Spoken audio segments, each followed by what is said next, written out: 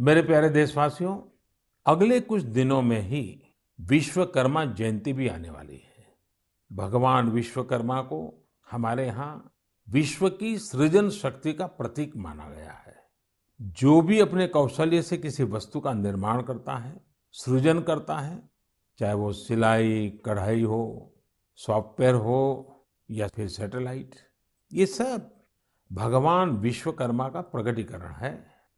दुनिया में भले स्किल की पहचान आज नए तरीके से हो रही है, लेकिन हमारे ऋषियों ने तो हजारों सालों से स्किल और स्केल पर बल दिया है। उन्होंने स्किल को, हुनर को, कौशल को आस्था से जोड़कर हमारे जीवन दर्शन का हिस्सा बना दिया है। हमारे वेदों ने भी कई सूक्त भगवान विश्वकर्मा को समर्पित किए हैं। सृष्टि की जितनी भी बड़ी रचनाएं हैं, जो भी नए और बड़े काम हुए हैं, हमारे शास्त्रों में उनका श्रेय भगवान विश्वकर्मा को ही दिया गया है। ये एक तरह से इस बात का प्रतीक है कि संसार में जो कुछ भी डेवलपमेंट और इनोवेशन होता है, वो स्किल्स के जरिए ही होता है। भगवान विश्वकर्मा की जयंती और उनकी पूजा के पीछे यही भाव है। और हमारे शास्त्रों में ये भी कहा गया है, विश्वम कृतस्नम कर्म व्यापारो यस्य सह विश्वकर्मा। अर्थात जो सृष्टि और निर्माण से जुड़े सभी कर्म करता है, वह विश्वकर्मा है। हमारे शास्त्रों की नजर में हमारे आसपास निर्माण और सृजन में जुटे जितने भी स्किल हुनरमंद लोग हैं, वो भगवान विश्वकर्मा की विरासत है। इनके बिना हम अपने जीवन की कल्पना भी नहीं कर सकते। आप सोचकर देखिए, आपके घर में बिजली की कुछ दिक्कत आ जाए और आपका कोई इलेक्ट्रिशियन ना मिले तो क्या होगा? आपके सामने कितनी बड़ी परेशानी आ जाएगी।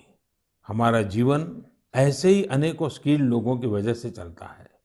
आप अपने आसपास देखिए, लोहे का काम करने वाले हो, मिट्टी के बर्तन बनाने वाले हो, लकड़ी का सामान बनाने वाले हो, बिजली का काम करने वाले हो, घरों में पेंट करने वाले हो, सफाई कर्मी हो या फिर मोबाइल लैपटॉप का रिपेयर करने वाले, ये सभी साथी अपनी स्किल की वजह से ही जाने जाते हैं।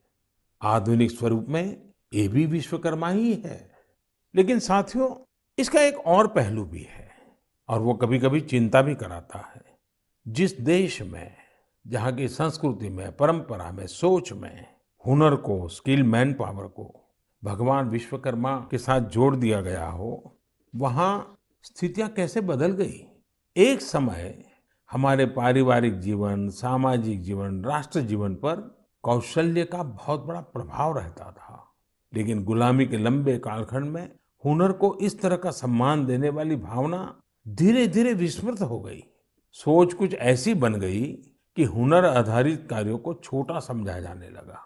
और अब आज देखिए, पूरी दुनिया सबसे ज्यादा हुनर यानी स्किल पर ही बल दे रही है। भगवान विश्वकर्मा की पूजा भी सिर्फ औपचारिकताओं से पूरी नहीं होगी। हमें हुनर को सम्मान देना होगा। हुनरमंद होने के लिए मेहनत करनी होगी। हुनरमंद होने का गर्व होना चाहिए।